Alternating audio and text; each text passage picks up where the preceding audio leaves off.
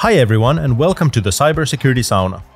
Thanks for joining us for another session where we sweat out the hot topics in security. Welcome to all our listeners and be sure to follow us on Twitter at #CyberSauna. Cybercrime is a constantly evolving game.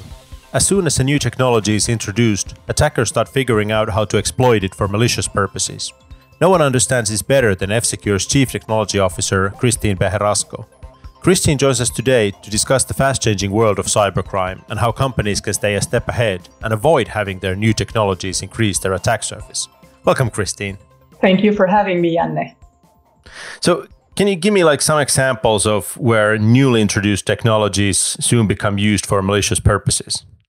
This is actually an interesting observation because I was looking back at, kind of like a historical perspective and looking when did Microsoft Word, for instance, start to introduce macro? And then from what I can dig in the interwebs, firstly, it was 1993 that they started to introduce macro. And then the first proof of concept malware that uses macro in Microsoft Word came in 1995. So essentially, you have now a platform, which is Microsoft Word, which was actually a tool that became a platform as well for automation. So which is very good. It's very good to have macros, and that helps us. But of course, that platform then also became a platform for threat actors to perform malicious activities. And even today, it is still being used by threat actors as well. So that's one example. And then another thing is the app stores, for instance, which, if I remember correctly, was first introduced by Symbian, essentially. Before Symbian, we had mobile phones that were, you cannot really tailor them to your taste, for example, as a user. So you can't have your own applications, but you had to be stuck with the messaging, alarm clock, and then Snake, for instance. So that's what we had then. Absolutely. And then you had Symbian, which now there's new apps that was released and everybody can use it. And then that was 2003. And then by 2004, there was the first Bluetooth worm using Symbian, which was Kabir. So technology comes in, and then it also becomes a platform for threat actors to perform malicious activities. So I guess that makes sense. As our understanding as users on the technology evolves, attackers evolve in their thinking as well. They understand the technology better. They're able to use it for things that the designers maybe didn't think of. So, so what do we do? Just stop introducing new technology? We would be in the Stone Age if we actually do that. It's not really about not introducing new technologies. Because, for instance, if no one introduced electricity, then we wouldn't have the internet that we have today. So whenever we introduce a new technology, we create sometimes not only a single technology, but a platform for others to build new technologies on top of. So you have electricity, and then you have computing, and then you have the internet, which all of these are platforms that people, they enhance our lives. I mean, we can do remote work because of all of these different technologies that we have. So I'm definitely an advocate for more technologies even to be introduced. But it's really the thinking that whenever we introduce something, how can that be misused? Whenever we build our own homes, it's not that we build our house and then we have front doors that don't have locks in them. And then later on, we realize, okay, wait a minute, I'm living in a bad neighborhood. Let me add a lock to my front door. If we can sort of think of building software like this, that at the beginning, we already think of how do you build security into this software rather than bolting it in later on, that you build a software that is secure by design. And I'm not saying that we're going to be perfect on this at first try, but there is this concept now of what we call shifting security left, where security should be as close, not just to the development process, but as close to the design process as possible. Like performing threat modeling sessions, for instance, that how can this certain capability, this certain API, this certain functionality can be misused, and then thinking of how to mitigate that. Okay, so Whereas in the past, we had the security teams weigh in at the very end of a software development project. Exactly. You're now talking about moving that to the left, to the earlier phases of the development cycle, so that, we're thinking outside the box. Like when we're not just looking at the features that we intend the software to have, but also like, well, what can somebody malicious or very creative do with this software? Exactly. And I think that is the best we can do at the moment, because like in this world, we are adding more complexity on top of already complex systems. And what I mean by this is we have our endpoint operating systems, Windows, Linux, Mac, etc. And we have our mobile operating systems. And then to add to that, we have cloud platforms nowadays. And we have an organization that has like hybrid implementations of this. So they have multi-cloud implementations. They have different platforms that they have implemented. And it can be mind-boggling, to be honest, to secure like all of those different areas that an organization is now like having or owning.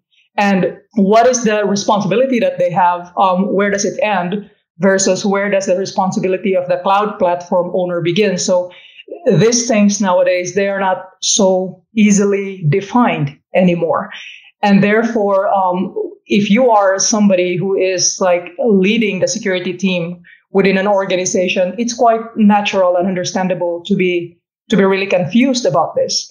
So the question is like, how do we end up helping these people in order to make it like a little bit easier for them? Because the technologies that they are handling, even the old ones, they are not really getting deprecated. So for example, how many messaging platforms do we have today? And have we even deprecated emails, which is probably older than me? So this is the things that the security officer or like a CISO in a certain organization are being challenged with. And how can the technology creators or the businesses help these people?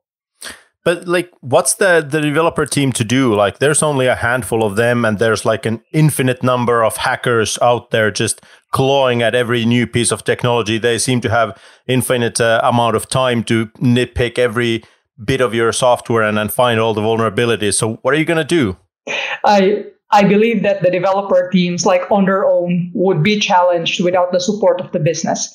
So I can give one example. For instance, when we are building on new technologies, the first thing that we really want to come out, like as a business, is the functionality of this technology. Yeah. And one of the things, unfortunately, that gets cut are the security capabilities that should come in, hopefully during the first release.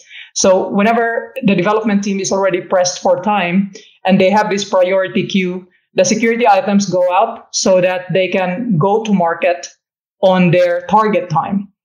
So my hope is that if the business like truly understands how can their technologies actually be used as platforms for attacks, then they would take like hopefully more responsibility like for this, that we need to improve this and we need to allocate actually time for the developers such that in the beginning, even in the first release, and I am now probably dreaming, but even in the first release, that there is already security capability that at its very core, this product is hopefully secure by design.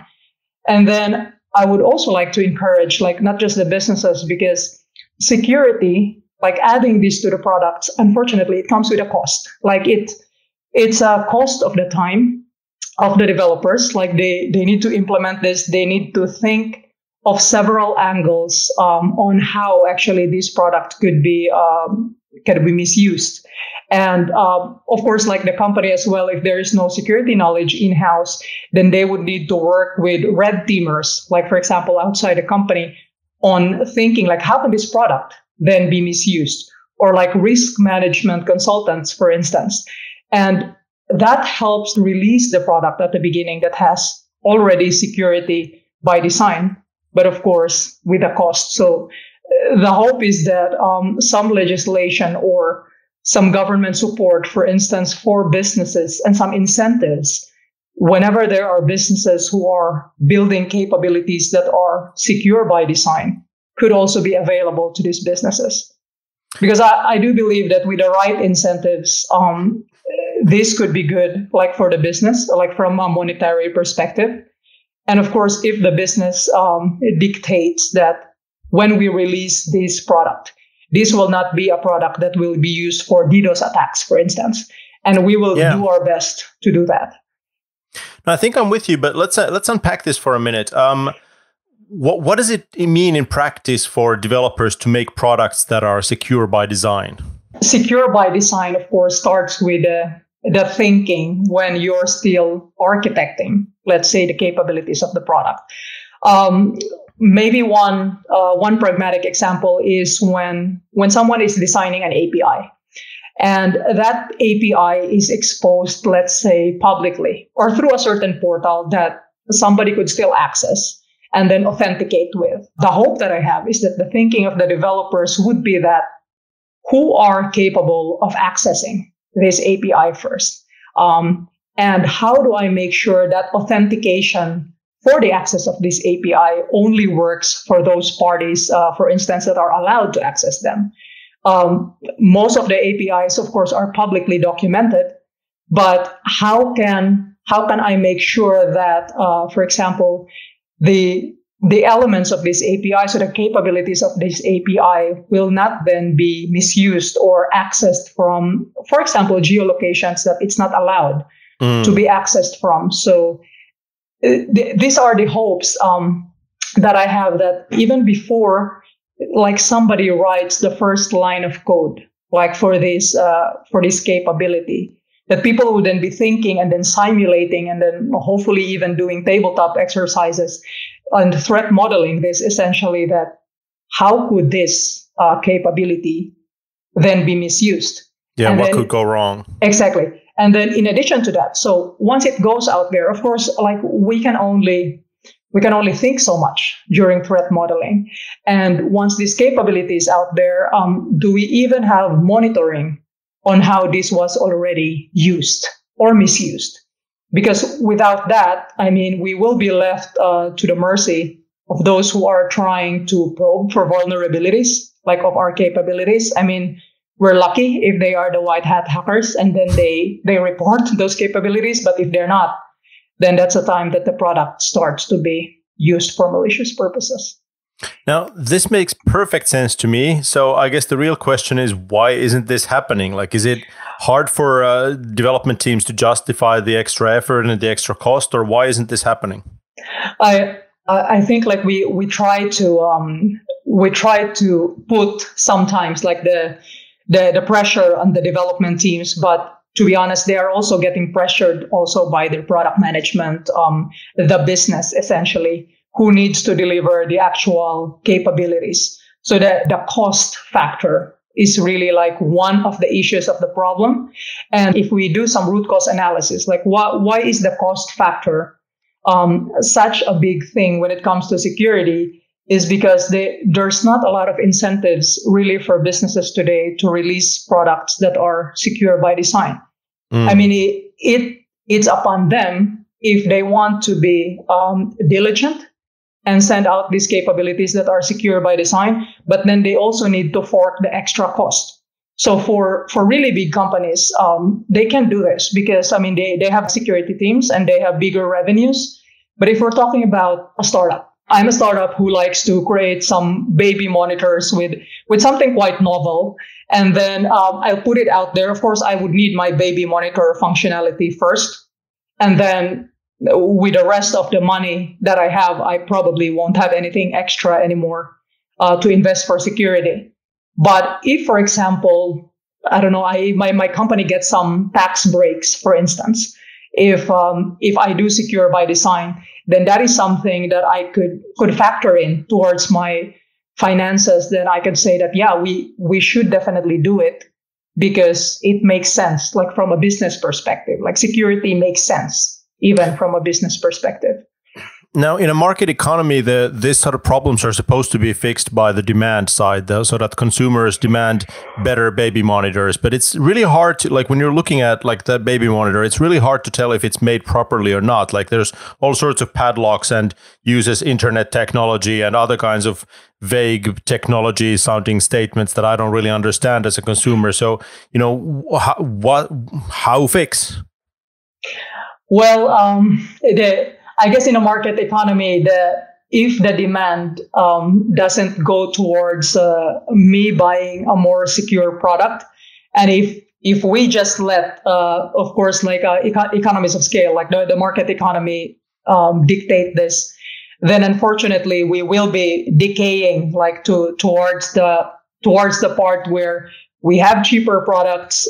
They may work as expected, but they're performing denial of service attacks towards like companies like Netflix and whatnot.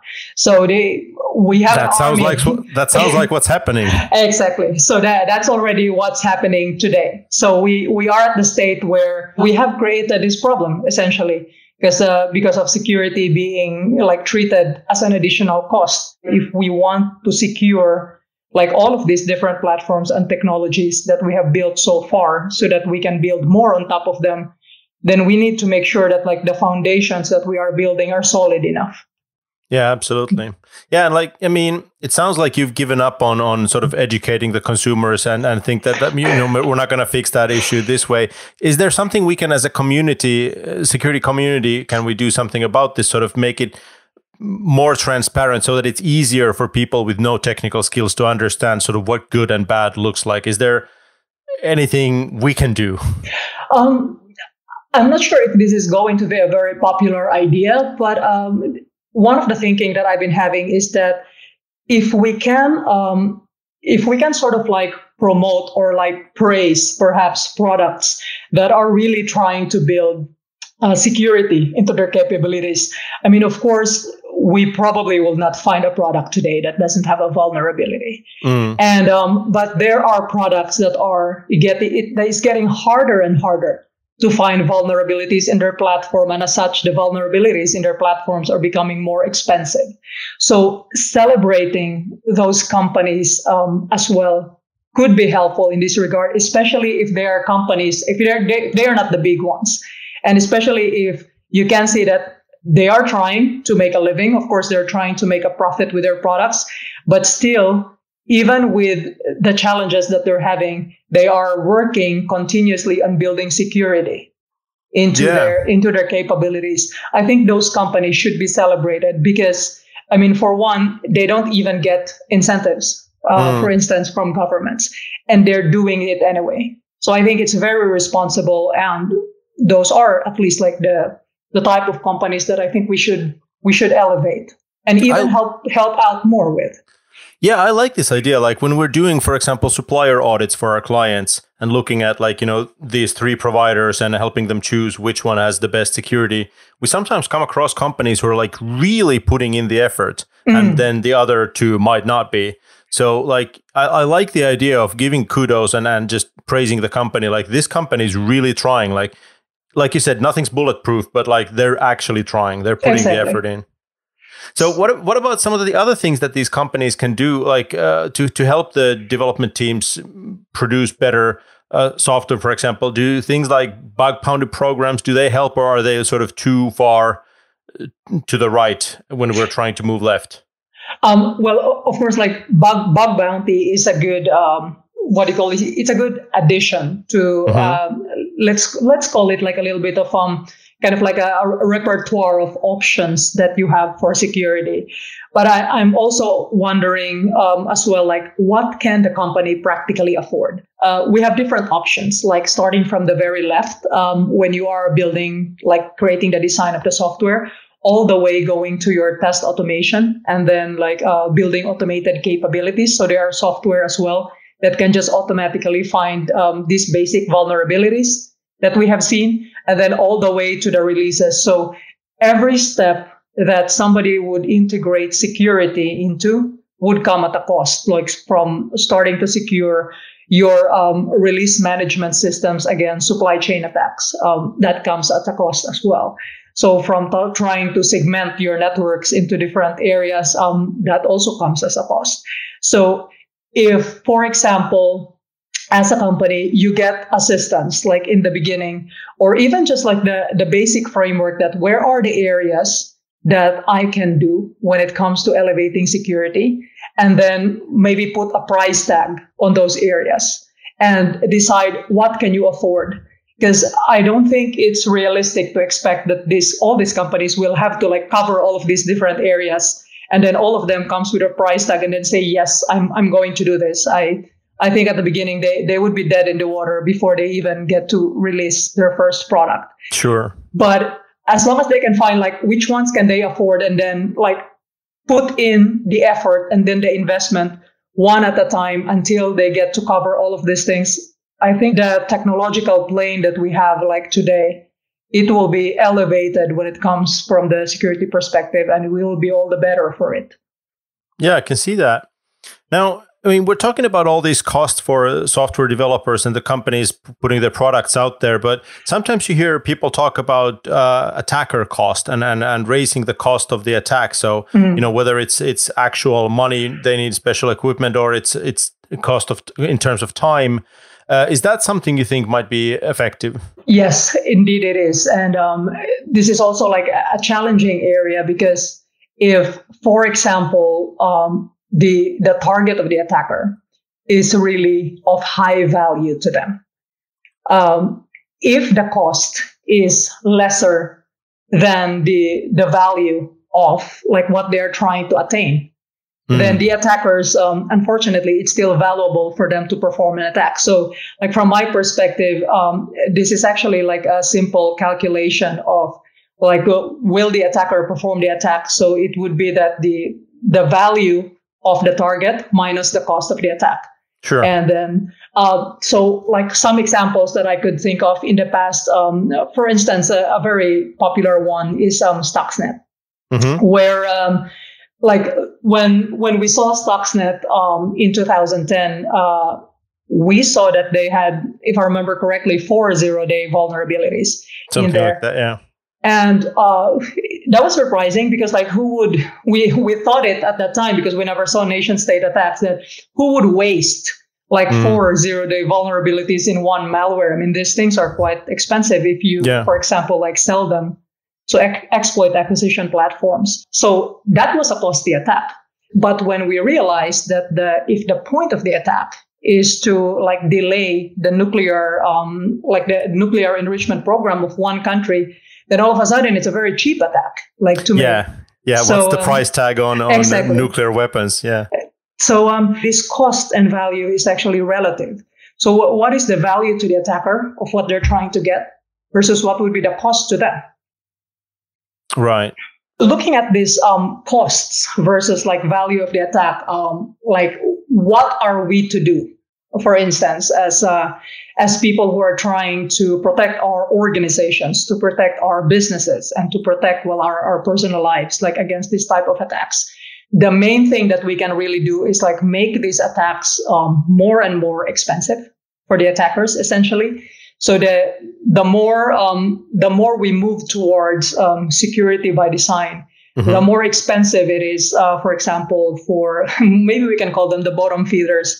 So like for the attackers that are like they're just like blasting away out there, trying to spam everyone, trying to grab like who are the ones who would fall prey to this, and then. Because those are the cheapest like type of attacks that they can do. So if you can weed them out, and then you can clearly say that, okay, I don't have anything that's clearly of value to everyone who are just like sort of the commodity attacks. And then we go to the next level. Like if you have something that's truly valuable, what should be the protection layers that you would need in order to secure those? So let's say in an organization, segmentation of networks, implementing zero trust models that somebody, even with an account already authenticated into the network, would still need to authenticate whenever they need to access certain data points in the network. So it allows that even if one user is compromised, then it's not necessary that they can access everything like within this organization. So just adding like layers as well of protection capabilities against the data that you have helps elevate as well the cost of the attack. And like, of course, we can look at this as well from, let's say, a ransomware perspective, that now, let's say ransomware threat actors, they have split the responsibilities when it comes to this attack. So some threat actors, they will purchase network profiles from other threat actors, and those are then on sale, like in the dark web. And after they purchase those, that's what they use in order to perform essentially their attacks. So how easy or how hard is it, like, for example, to circumvent this type of attacks for an organization? How static or how dynamic are the structures of their networks? And how easy is it for attackers to profile their organizations even?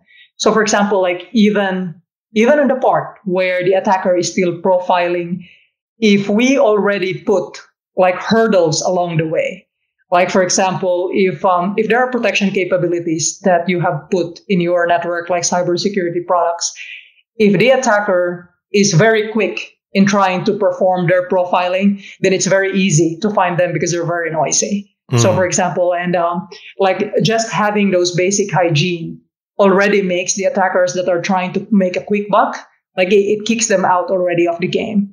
And then you are left with those low and slow attacks that would take some time. And you would also hope that there are capabilities that you have put in place in order to find them out before they actually end up selling their network. So selling your network profile, I mean. This makes perfect sense to me, but can you think of like some examples we can give, like where this has happened, where raising the bar for security has made life more difficult for attackers? Let's say the passwords that we had previously. Whenever we create passwords online, we create like passwords that are very memorable for us, that, for example, a simple dictionary attack could already guess. So in less than a minute, then pretty much your password has been brute forced, and then somebody knows about it. But what certain organizations have already done, for example, is whenever you create a password, you can already see the password requirements and complexity as you're creating your password. And then there is an indicator there that shows sometimes that this is strong, this is a weak password, and that it will not even accept, like, for example, those passwords that don't qualify with the requirements. So that alone is already like creating passwords that are more secure by design, because you are already training the user, for example, on how to create passwords that are secure at the beginning. And then in addition to that, there are also these sites that when you input, let's say, passwords, and you made a mistake like more than 3 times or 4 times, it will lock out your account. And then this actually thwarts these brute forcing attacks, like against this website, because I mean, how much can you do with brute forcing when you only have 3 tries? So these are some of the things that makes like this type of attacks lesser and lesser, especially when it comes to the web services that we are having. But of course, if we still allow them to continue to input as much an infinite number of passwords as possible, then the attacks would still exist. But at least this is getting better and better already through time.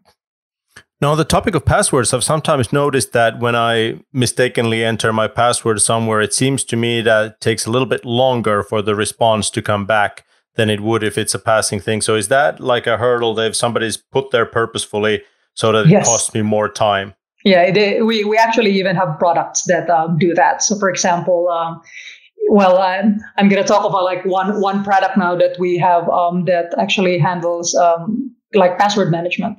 And the more mistakes you have with your master password, the longer it takes for you to be allowed to log in. To try again. To try again, which is also like a security capability, like definitely on this. Oh, that's pretty cool. Yeah. Another example, by the way, of how elevating the cost of security will help thwart some problems is when it comes to HTTPS. So something as simple as encrypting your communications over the wire or over the air nowadays, and then removing the attack vector of sniffing your communications, for example, via internet cafes. I was already working during a time when you can go to an internet cafe, and then if somebody logged in via their Facebook account and HTTP, you can actually see in plain text their username and passwords. And with the recent mass adoption of HTTPS, this sniffing using these capabilities has slowly become, or even completely been eradicated. Maybe not 100%, but almost eradicated as well nowadays. So, but is it just me, or does it seems to me that, mobile platforms are more secure by design than, some traditional technologies. Is it just my impression, or is that true?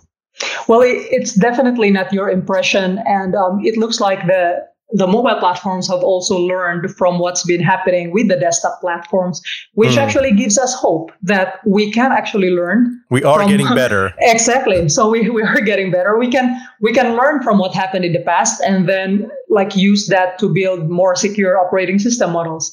So for instance, in a mobile platform, by default, there is this sandboxing technology, what it's called. So the idea is that applications are executing on their own sandbox that doesn't directly impact the other applications on other sandboxes. So if, let's say, you have your phone book, or your essentially the application that you use to make calls. So if that has access to your phone book, another app that is installed that may be Trojanized in your device could not access your contacts, which is very valuable already, from that perspective. One evidence for this Android, or for example, iOS, being more secure and harder to exploit than the others is, for example, one exploit acquisition platform, such as Zerodium. And if you can see what are the prices, the bounties for the vulnerabilities that they acquire, and then you compare the desktop payouts versus the mobile payouts, it actually is directly proportional to how hard is it to exploit those platforms. So the desktop payouts, for instance, they can go up to $1 million in Zerodium. And then for mobiles, it can go up to $2.5 million US dollars. Okay. So, be honest with me. Do you think we're ever going to get to a point where, creating secure technologies, following good security practices is the norm? That's what everybody's doing. And we sort of look back on this era of constant data breaches and attacks as sort of the bad old days, then the Wild West days of computing. Can you believe it was like that in the beginning?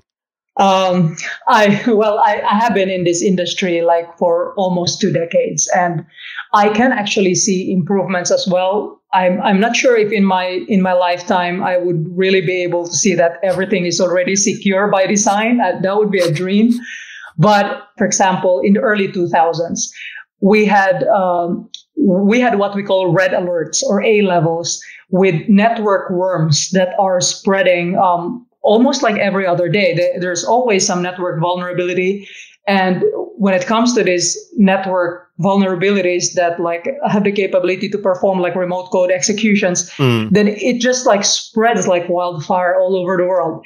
And the thing with that is that it kind of died down until we saw WannaCry, for instance, in 2017. And my experience, at least on this, is that some of the more challenging security problems, they have sort of become a thing of the past. But there are also things that, for example, supply chain attacks, which is now also quite challenging as well, because it spreads out to such a wide volume of organizations and individuals. We are quite good at solving the security problems of the day, and we try to do our best, because of course, I would like to still believe in the good of humanity, that we try to do our best to elevate our thinking and our execution when it comes to security to a whole new level. But at the same time, sometimes we cannot also foresee that with the introduction of new capabilities, we are also introducing like another platform for a threat. And this is really the thing that I'm hoping, that the time for the introduction of the technology versus securing that properly so that threats actually have like a small window to play around that. If we can make that shorter and shorter, then it would make it like harder and harder or costlier and costlier for the threat actors to do this. A very simple example is patching a vulnerability. I'm not saying that like the moment today a patch is issued, you as an organization with all of your like hundreds of thousands of workstations is expected to patch everything by tomorrow. But if we can make that window of patching like smaller and smaller, then it makes the window of attack for an attacker like lesser and lesser. And that's something that I'm hoping to at least like see in my lifetime, that this window will become shorter and shorter. Well, that's easy to agree with. And with these noble thoughts, I think it's time to wrap up today's episode. And thank you for being with us today. Thanks, Christine. Thank you for having me, Janne. That was the show for today. I hope you enjoyed it. Please get in touch with us through Twitter with the hashtag Cybersauna with your feedback, comments, and ideas. Thanks for listening. Be sure to subscribe.